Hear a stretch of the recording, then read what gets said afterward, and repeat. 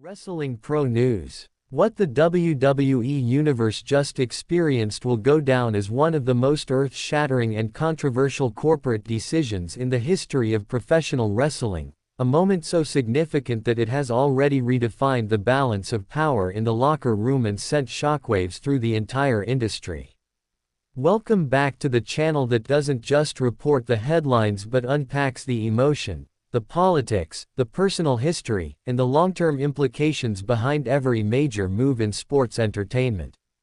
I'm your host, and today, we're going to dissect, in detail, Triple H's unprecedented, irreversible, and career-defining decision to terminate Seth Rollins from WWE, an action that, in one fell swoop, ended over a decade of personal history, shattered one of wrestling's most high-profile relationships, and made it crystal clear that no matter how big you are, no matter how many titles you've held, no matter how much revenue you bring in, there are lines you cannot cross in WWE under Triple H's leadership.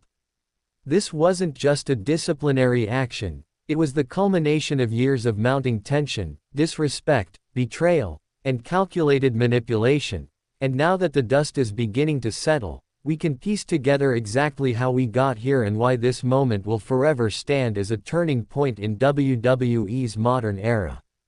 But before we dive into the chain of events that led to this seismic outcome, make sure you obliterate that like button, subscribe to Wrestling Pro News, and hit that notification bell, because the inside details we're about to unpack will change the way you look at the politics of professional wrestling forever. For years, the relationship between Triple H and Seth Rollins has been a complex mix of mentorship, alliance, betrayal, and barely contained rivalry. It started with promise, evolved into a working partnership during the Authority era, fractured with shocking on-screen betrayals, and behind the scenes, grew more and more volatile as Rollins' ego expanded and his respect for authority eroded. This isn't something that happened overnight. It is a slow-burn collapse that began during Rollins' rookie years in WWE, when he nearly got himself fired for insubordination before he'd even had the chance to solidify his position on the roster. Triple H himself has admitted he saw nothing particularly special in Rollins in those early days and came dangerously close to cutting him loose, but chose instead to mentor him, to protect him, and to put him in positions to succeed. Rollins repaid that investment in part with championships and big moments, but also with repeated instances of arrogance, power plays, and a stubborn refusal to acknowledge the chain of command. The seeds of their eventual implosion were planted during the height of the Authority storyline, when Rollins, flanked by Triple H and Stephanie McMahon, was essentially untouchable. Back then, he was the man, handpicked by the bosses to carry the company forward, and he got used to a level of protection and favoritism that no one else enjoyed. When he suffered his devastating knee injury in November 2015, WWE rallied around him, gave him the time he needed, and welcomed him back to a hero's reception. But when the Authority dissolved and Triple H's on-screen role shifted toward a more corporate executive position, Rollins struggled to adjust. He no longer had the safety net of favoritism, and instead of adapting, he doubled down on the sense of entitlement he had cultivated during those golden years. From 2022 to 2025, Rollins' attitude issues escalated to new heights. His in-ring persona of Seth freakin' Rollins, and self-anointed title of the Visionary, began as creative choices but bled heavily into his real-life behavior. He wasn't just playing a delusional egomaniac for the cameras, he was becoming one backstage. Multiple reports surfaced of him belittling younger talent, undermining producers, and making unreasonable demands about creative direction and match outcomes. For Triple H, now in the position of Chief Content Officer, this was no longer a storyline problem, it was a workplace problem. The lines between Seth Rollins the performer and Colby Lopez the employee had blurred to the point of non-existence. The breaking point came in the lead-up to SummerSlam 2025, when Rollins successfully executed one of the most elaborate manipulations WWE has ever seen. Declared medically unfit to compete due to a supposed injury, he elicited genuine concern from WWE management and fans alike, only to shock the world by appearing at SummerSlam to cash in his Money in the Bank contract. What seemed like a jaw-dropping storyline twist to the audience was, behind the curtain, a massive act of deception. Triple H learned that the injury was completely fabricated, not a minor exaggeration, but a full-blown falsehood designed to exploit WWE's medical accommodations, sidestep creative planning, and gain a massive advantage. This wasn't just about fooling the fans, it was about manipulating the company, its executives, and even its medical protocols for personal gain. In the corporate world, especially for a publicly traded company like WWE, this kind of dishonesty is not just unethical, it's dangerous.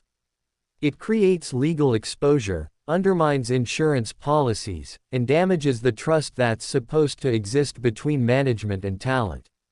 For Triple H, the deception over the injury was the final, undeniable piece of proof that Rollins could not be trusted in any capacity.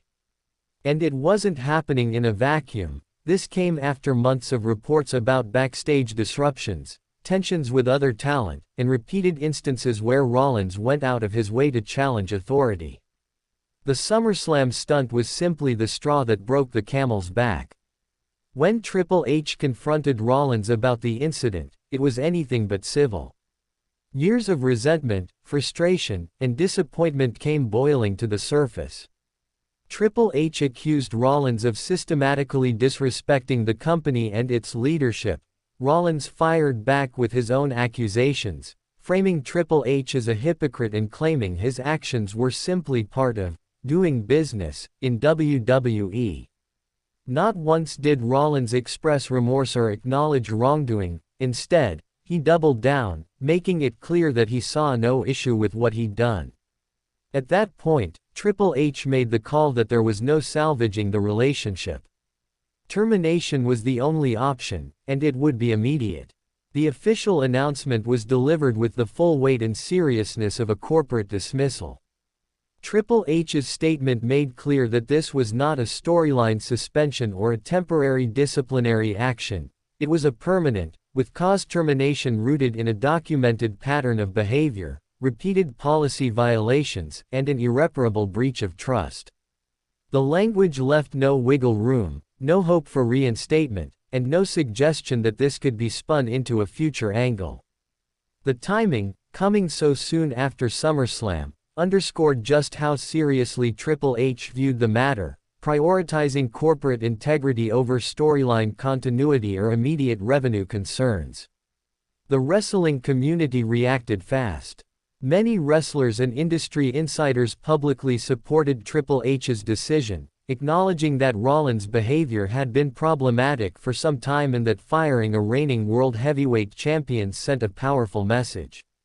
Younger wrestlers, in particular, saw it as a sign that management would protect the locker room from toxic behavior, regardless of a performer's status.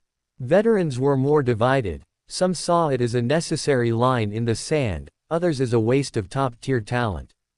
But nearly everyone agreed. This was a watershed moment for WWE under Triple H's leadership. The fallout is immense. WWE now has to navigate a vacant World Heavyweight Championship, rework storylines, and absorb the financial loss of one of its top merchandise sellers and ticket draws. But Triple H's gamble is that the long-term health of the company, its culture, its integrity, and its respect for authority, outweighs any short-term hit. In making this decision, he has established himself not just as a creative leader, but as a corporate one, willing to make difficult, unpopular calls to protect the organization's standards. Legally, the case for termination is airtight. The company's documentation of Rollins' behavior, from the medical deception to the ongoing authority challenges, builds a clear and defensible argument for dismissal with cause. WWE's legal team no doubt vetted every detail to ensure that there would be no successful wrongful termination claim. In doing so, they've set a precedent for how future incidents will be handled, documented thoroughly, addressed decisively, and grounded in corporate policy rather than personal sentiment. Perhaps the most personal loss in all of this is the destruction of what was once a genuine mentorship. Triple H didn't just hire Seth Rollins, he shaped his career, guided his rise, and helped him achieve milestones that might never have happened otherwise. Ending that relationship wasn't just business, it was personal, and it carried a sense of disappointment that goes far beyond any match outcome. For Rollins, the lesson is even harsher: talent alone is never enough. Without professionalism, respect, and trust, even the brightest career can implode in an instant. Wrestling wild cards, this decision will be remembered as one of the defining moments in WWE's modern history, a point where the leadership made it clear that no one is untouchable, no matter their position, popularity, or championship status. It's a reminder that in WWE, talent without discipline is a liability, and that under Triple H, the era of unchecked superstar behavior is over. The ripples of this moment will be felt for years, shaping not just the company's creative direction but its very culture. And for Seth Rollins, the man who once stood at the very peak of WWE, it is the abrupt, unceremonious end to a chapter that could have lasted much longer, if only he had known when to stop crossing the line.